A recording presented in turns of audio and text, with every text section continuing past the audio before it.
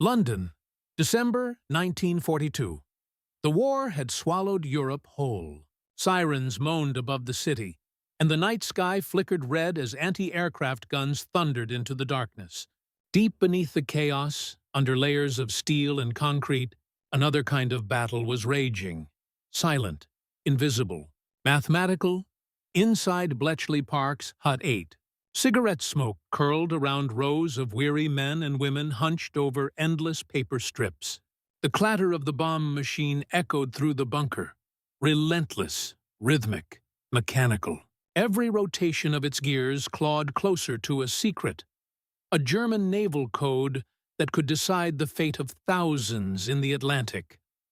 Miles away, across the ocean, factories roared through the night. Sparks showered as engineers tested new alloys, new engines, new ideas. No medals, no uniforms, just minds sharpened by necessity. The soldiers fought in trenches and skies, but down here, victory was measured in equations, voltage, and steel. Because in this war, brains, not bullets, would decide the future. The year was 1939. Europe stood at the edge of collapse.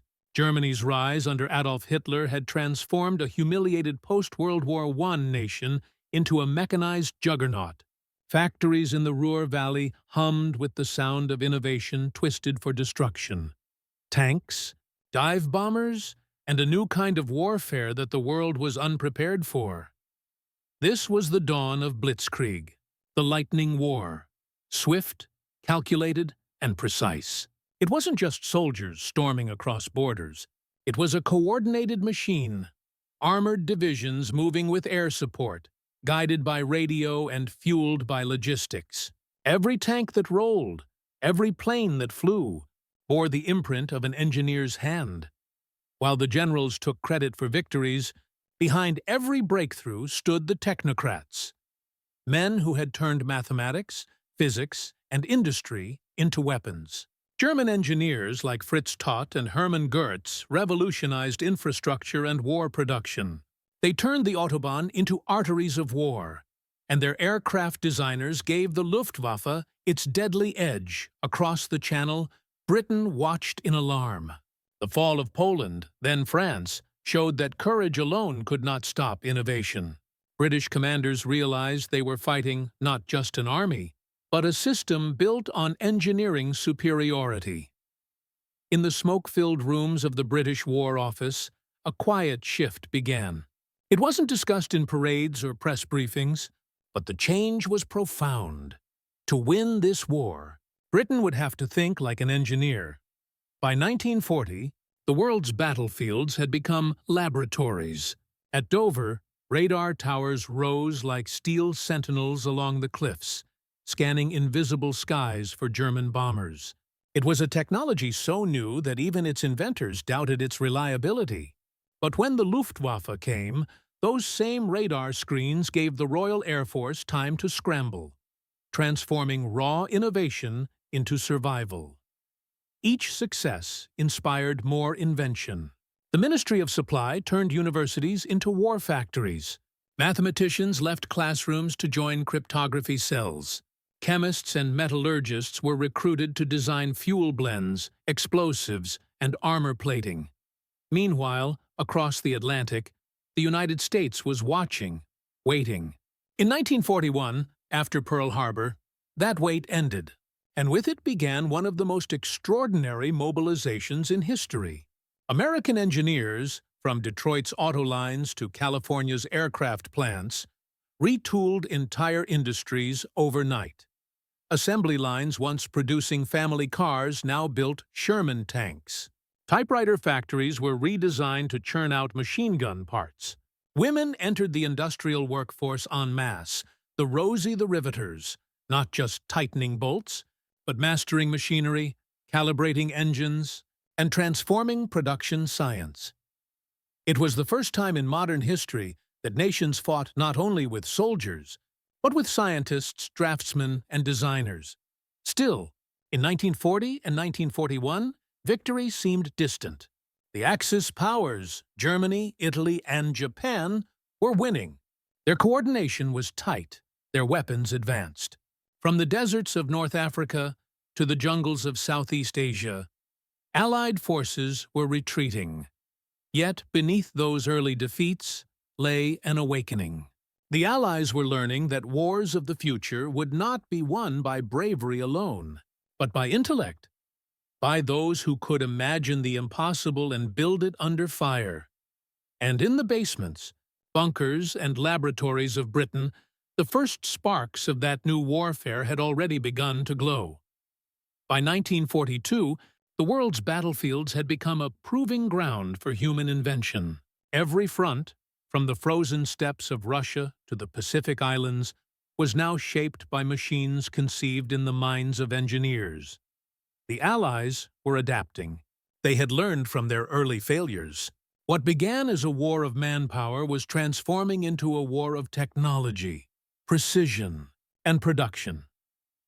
At the heart of this transformation stood places like Bletchley Park, Los Alamos, and Peenemünde, secret worlds hidden behind barbed wire and secrecy oaths. Here, some of the greatest scientific minds in history labored not for discovery, but for survival. In Britain, Alan Turing and his team were waging a silent war against German encryption. The Enigma code used by the Wehrmacht and the Kriegsmarine was thought unbreakable, a masterpiece of electromechanical complexity. Yet, inside the cramped huts of Bletchley, Turing and his engineers built machines that mimicked Enigma's logic faster than any human could. Their invention, the bomb, turned mathematics into a weapon. It processed thousands of cipher possibilities every minute, uncovering messages that revealed U-boat positions, invasion plans, and troop movements. This was not just code-breaking. It was engineering at war with secrecy, a battle fought with gears, wires, and mines. Every time a German convoy was intercepted or a fleet saved, it was because of these unseen engineers who never fired a shot.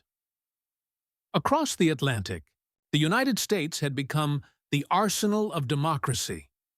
By 1943, American factories were producing one aircraft every 5 minutes, one tank every 30. The scale defied imagination.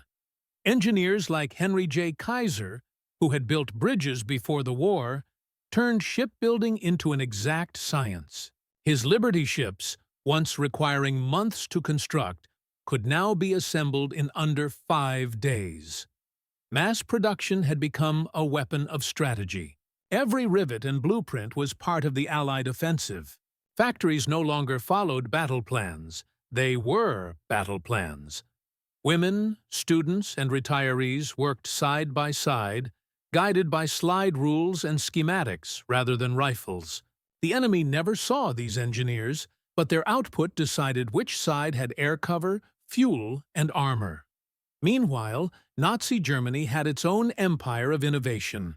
At Peenemünde, scientists like Werner von Braun were designing the world's first ballistic missile, the V-2 rocket.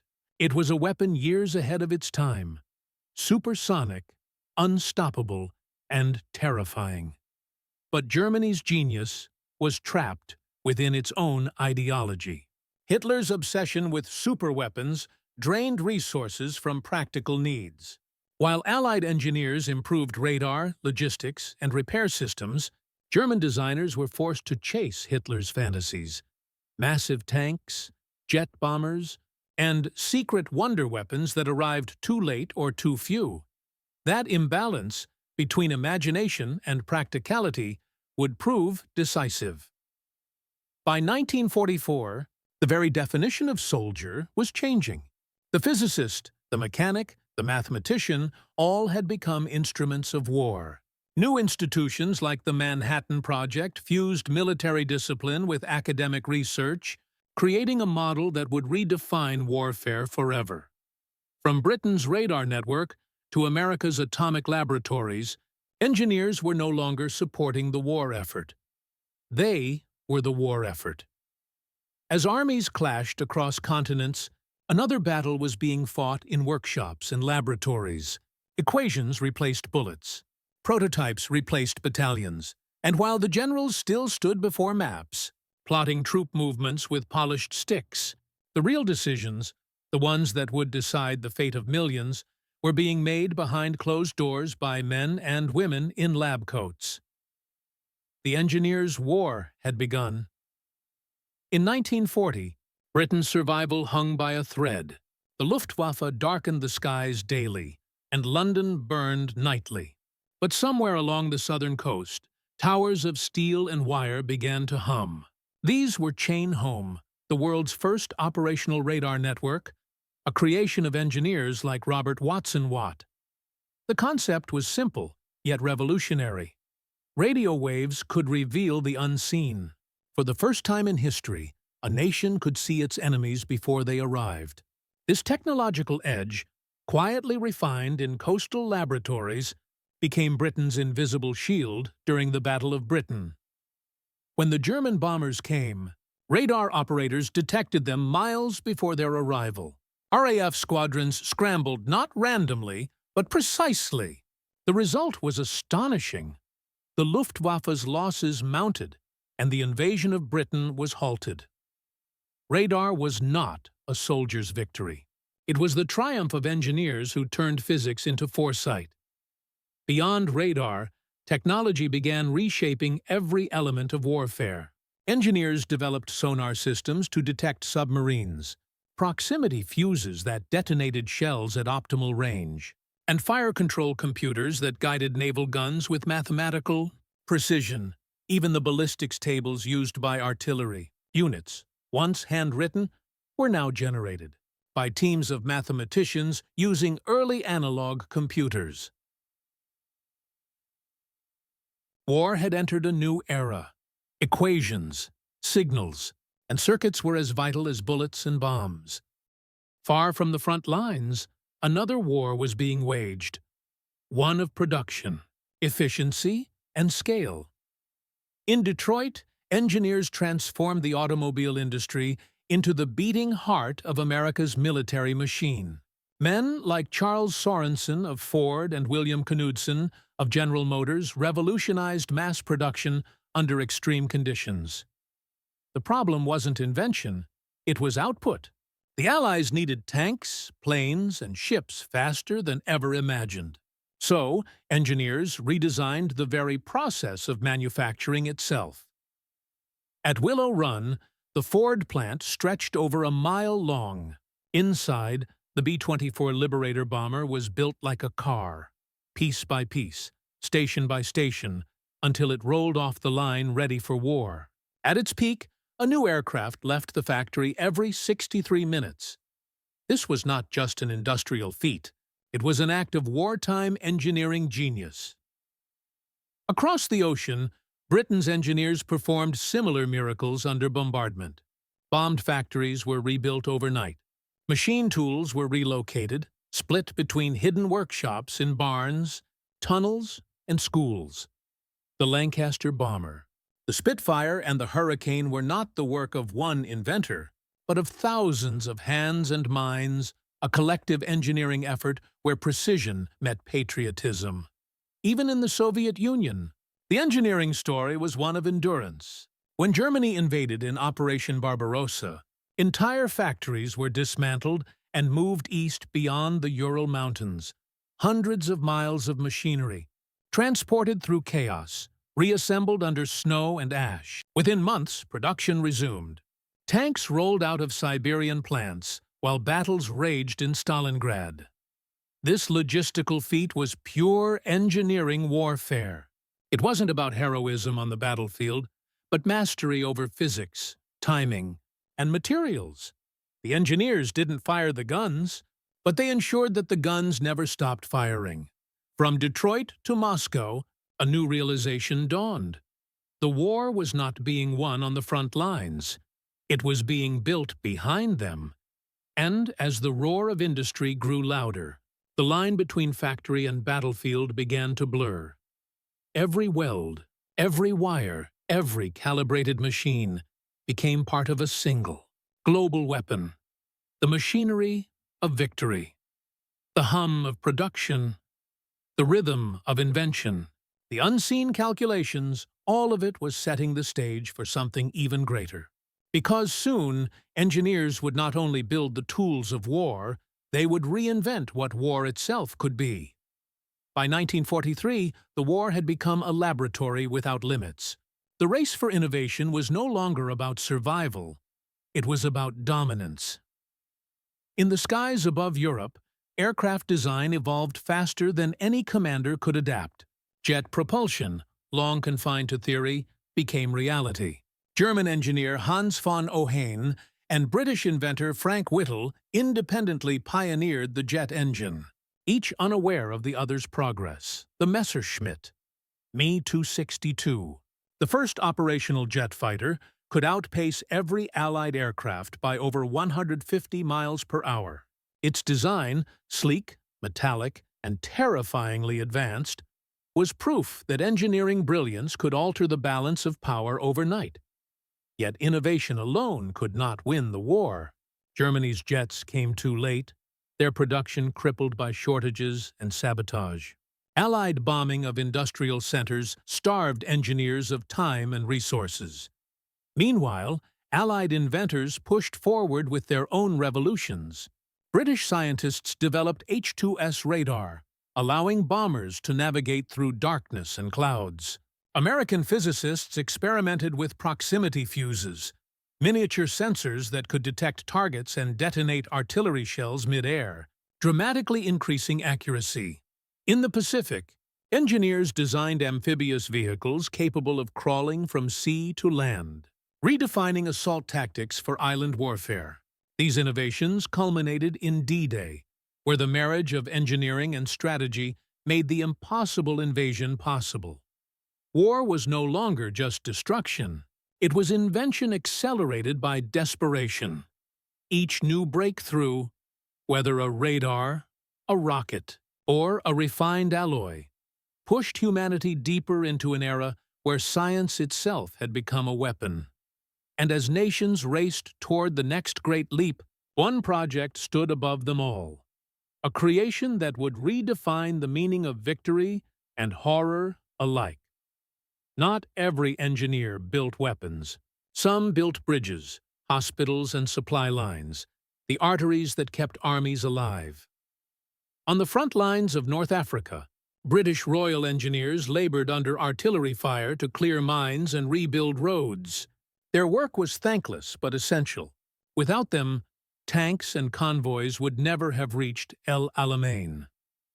In the Pacific, American Seabees, the naval construction battalions, became legends of logistical engineering. Landing on remote islands before combat troops, they built runways, harbors, and fuel depots from coral and jungle. In a single day, they could turn a strip of beach into a functioning airfield. Their motto said it all. We build, we fight. Every bridge across the Rhine, every floating dock at Normandy, every temporary airbase carved from jungle was a monument to these invisible warriors. Their work rarely made headlines, but their impact was immense.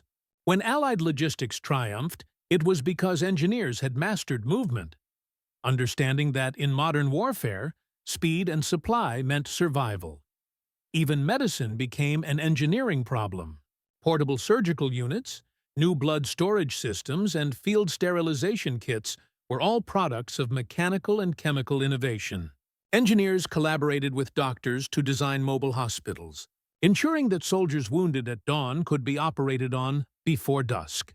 And in one of the war's most unsung achievements, civil engineers restored power, water, and transport systems in liberated territories, rebuilding life amid ruins, sometimes while battles still raged nearby. They weren't soldiers, yet they were the backbone of every victory. War had begun as chaos, a storm of armies and ideology. But by 1944, it had become a machine powered by intellect, coordinated by precision, and held together by those who could imagine solutions where others saw only destruction. And at the heart of it all, one realization grew undeniable. It was not courage that tipped the balance of World War II. it was calculation. The stage was now set for the moment when all that intellect, all that innovation would converge into a single, devastating turning point, the climax of the Engineers' War. June 6, 1944, Normandy, France. Before dawn, the sea trembled beneath the weight of the largest amphibious invasion in history. But the true miracle of D-Day was not just the courage of soldiers storming the beaches, it was the invisible network of engineering that made it possible. For months, Allied engineers had transformed the English coast into a giant workshop. They built floating harbors known as mulberry ports, immense artificial docks assembled from thousands of concrete caissons and steel pontoons, once towed across the channel and anchored off the French coast. They allowed ships to unload supplies directly onto temporary piers. Without them, the invasion would have starved in days. Underwater, combat engineers laid explosive charges to clear obstacles. Naval technicians designed landing craft, capable of dropping tanks straight onto sand. Meteorologists used new mathematical models to predict the rare weather window that made the invasion possible. Even deception was engineered. Operation Bodyguard, a masterclass in misinformation, used fake radio traffic, dummy tanks, and inflatable aircraft to convince the Germans that the invasion would land in Pas-de-Calais, not Normandy. Every wire, bridge, and radar pulse was part of an immense equation. One calculated by minds that understood precision meant life. While soldiers stormed the beaches, another battle raged far from the front lines, inside the wooden huts of Bletchley Park.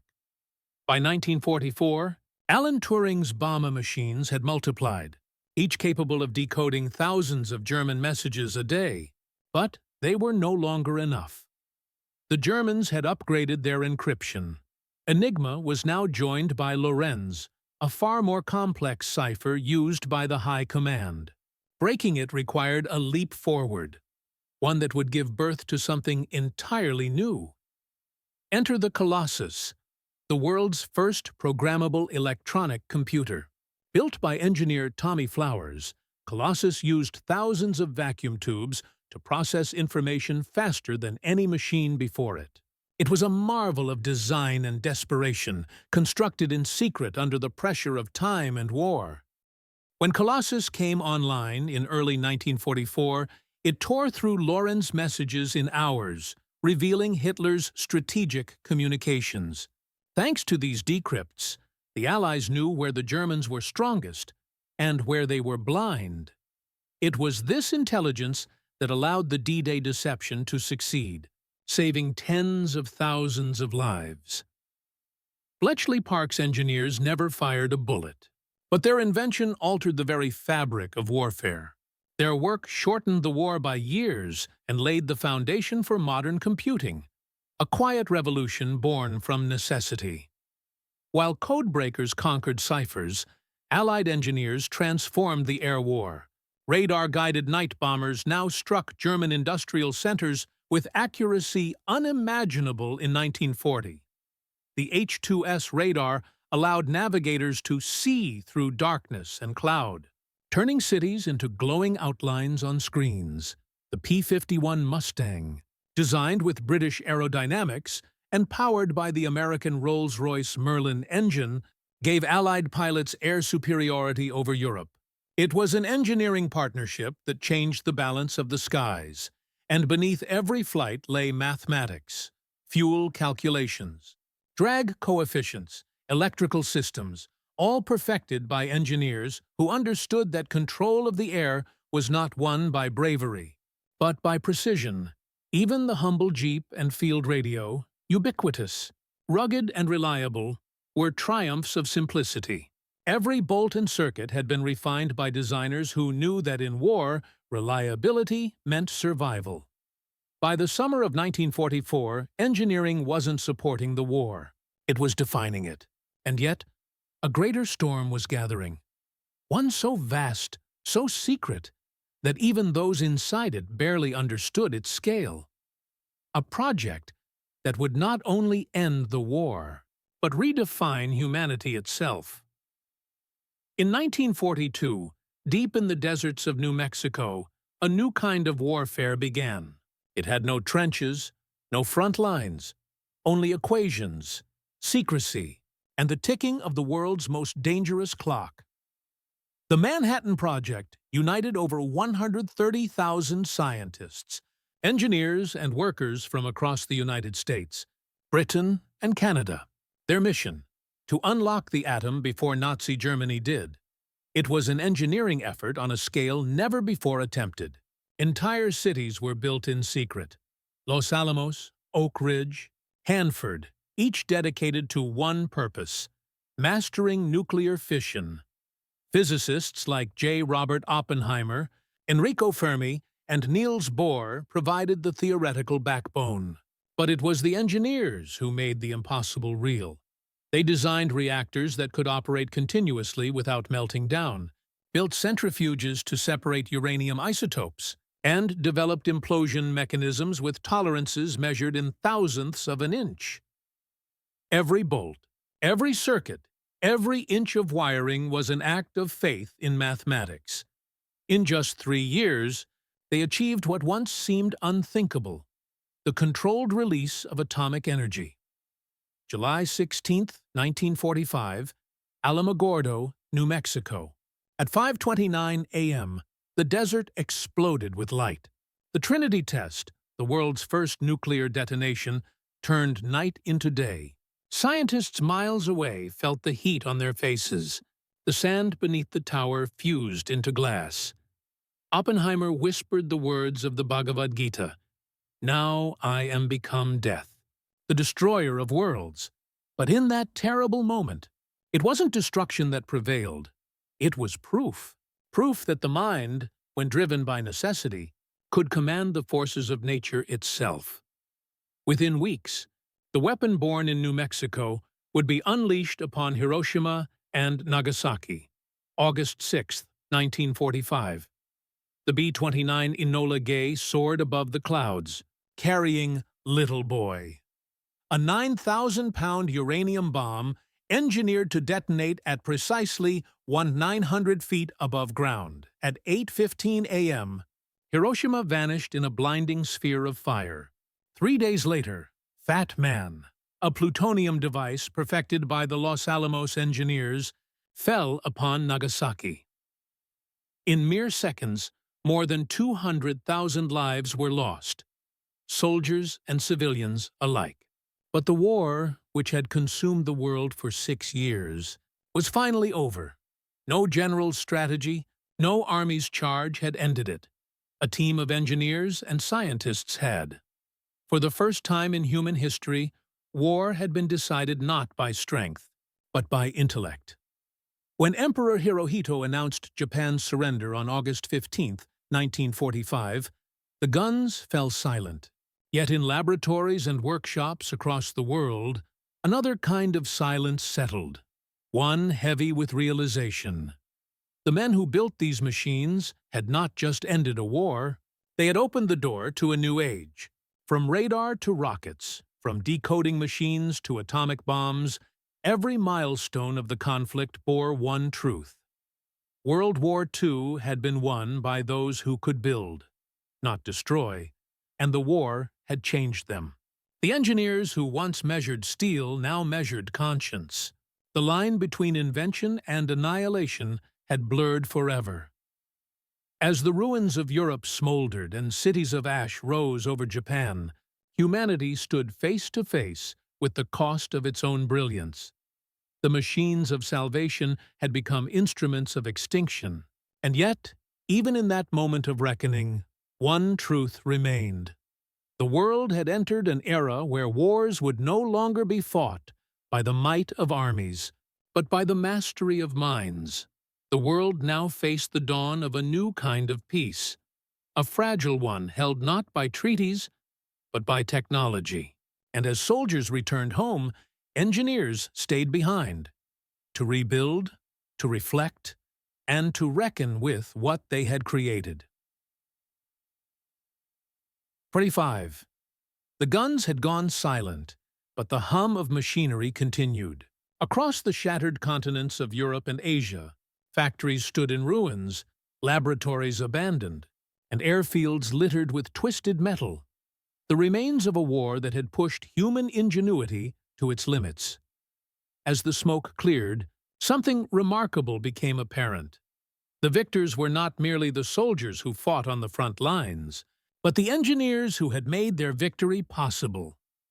For the first time, the world understood that technological superiority had decided the outcome. The Allies' triumph was the result of design, manufacturing and invention, radar, encryption, logistics, atomic energy, and mass production. The generals who had commanded divisions now stood beside men in lab coats, acknowledging that their strategies had been powered by invisible armies of technicians, draftsmen, and scientists, and in the ruins of Germany, the race began for what those engineers had left behind. When the Third Reich collapsed, Allied intelligence teams scoured the remains of Nazi research facilities. What they found was staggering. Prototypes of supersonic jets, guided missiles, submarine turbines, and experimental spacecraft that seemed decades ahead of their time. From these ruins, Operation Paperclip was born, a secret American program to recruit German scientists and engineers before the Soviets could.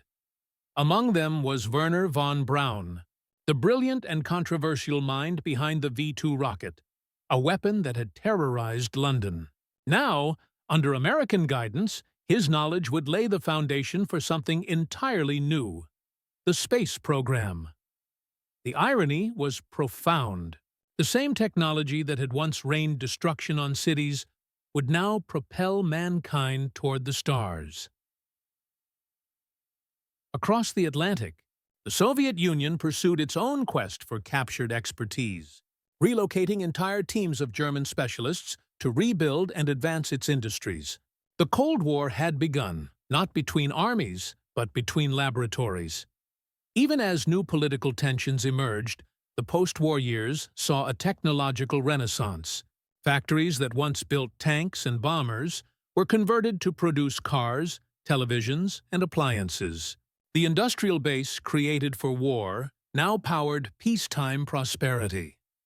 In the United States, government investment in research, driven by wartime innovation, gave rise to computers, jet travel, and nuclear energy. The vacuum tubes of Colossus evolved into transistors, then into early computing systems that would define the modern age. In Britain, radar engineers adapted their wartime technology for civil aviation, ensuring that the skies of peace would be guided as safely as the skies of war. Japan, reduced to ashes, rebuilt through precision engineering and manufacturing, turning its wartime industries into economic engines that would astonish the world within a generation. Every major leap in post-war progress, from aerospace to medicine, could be traced back to the IT, laboratories, tools, and minds forged in the fires of World War II.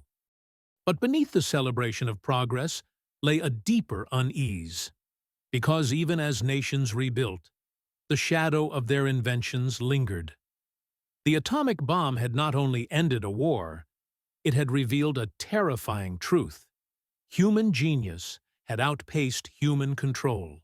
The engineers who once built machines to protect civilization now realized they had given mankind the power to erase it.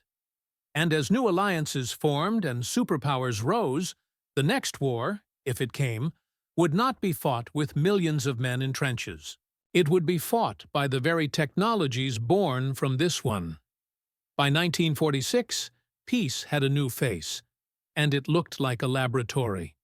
The soldiers had gone home, but the engineers remained at their desks, armed with pencils, blueprints, and equations. The United States and the Soviet Union, once uneasy allies, now turned their eyes on each other. The race for dominance would no longer be fought in trenches or seas. It would be fought through science. Within years, the same engineers who had built the V-2 rockets were designing the intercontinental ballistic missiles ICBMs, that could carry nuclear warheads across oceans.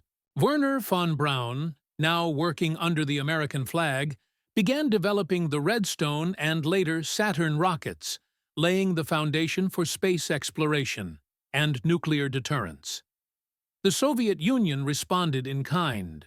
Under Sergei Korolev, they built their own rocket empire, culminating in the launch of Sputnik in 1957, the first artificial satellite to orbit the Earth. The space race had begun, and with it, a silent continuation of World War II's engineering momentum. Each advancement was both a triumph of intellect and a reminder of its dark origins. The atomic reactor, born from the bomb, became a tool for energy, but also for proliferation. Computers, designed to decode messages, evolved into the new nervous system of modern civilization, and the foundation for cyber warfare yet to come. The battlefield had shifted from mud to metal, from trenches to transistors, and humanity, still haunted by Hiroshima, realized that the next war could end before the first soldier even stepped forward. The engineers of World War II emerged as both heroes and haunted figures. Some were celebrated as visionaries. Others lived burdened by the consequences of their creations. Oppenheimer, the father of the atomic bomb, became a symbol of that moral struggle. In 1945, as the world hailed his success, he spoke not with pride, but with guilt. Physicists have known sin. He, like many others, saw that the line between progress and destruction had vanished. The engineer had become both the savior and the executioner of civilization. In Germany, scientists who once served the Nazi regime faced trials or recruitment. In Japan, those who developed weapons now turned to rebuilding infrastructure and electronics. Everywhere, a silent question lingered. Could human innovation be trusted with its own power? And yet, even amid the ethical turmoil, something extraordinary emerged. The knowledge born from the war began shaping a new world, one driven by exploration rather than conquest. Rockets that once carried bombs now carried satellites, and soon astronauts. Computers that once decoded messages now decoded genomes. The same systems of logistics and mass production that supplied armies now delivered food, medicine, and commerce across the globe. The war had forged a generation of engineers who understood that the tools of destruction could also be instruments of creation. They built nuclear power plants, high-speed aircraft, communications satellites, and the early Internet. Each invention, though rooted in conflict, carried within it the blueprint for peace, a peace sustained by knowledge, precision, and understanding. But the lesson of World War II would never fade. That intelligence, untempered by conscience, can be as deadly as ignorance. By the mid-20th century, the age of the soldier had given way to the age of the scientist. The weapons of tomorrow would not be forged in the noise of battle, but in the silence of laboratories. And every new discovery would echo with the memory of a time when the world learned, through fire and brilliance, that the fate of nations rests not in the hands of warriors, but in the minds of engineers. The war ended long ago, yet its hum still lingers. Not the roar of cannons or the drone of aircraft, but the quiet vibration of machines, the pulse of innovation that never stopped. From the ashes of cities, engineers rebuilt not only structures, but civilizations. They forged new materials, new systems, new ways of thinking. The same minds that once split the atom now split data. The same laboratories that designed weapons now design vaccines. World War II proved a truth humanity had long resisted. Intelligence is the most powerful weapon ever created. It cannot be seen on the battlefield, but its fingerprints are everywhere. In the circuits that guide missiles, the satellites that watch the skies, and the machines that whisper calculations faster than thought. But with that power came responsibility, a burden heavier than any gun. Every breakthrough since 1945 has carried the shadow of Hiroshima, the echo of Bletchley Park, the hum of Los Alamos. The men and women who engineered victory gave the world a gift and a warning that progress and peril are twins, forever intertwined. Today, wars are waged with algorithms, drones, and code, the children of the same genius that once built radar towers and atomic bombs. The soldier's courage remains eternal, but it is the engineer's vision that defines the age, and perhaps, in the quiet of a lab or the hum of a data center, that same eternal question still lingers. Not how to win the next war, but how to ensure there never needs to be another. Because when the smoke fades and the world begins again, it is not the soldier who rebuilds the future. It is the engineer who designs it. Taridu?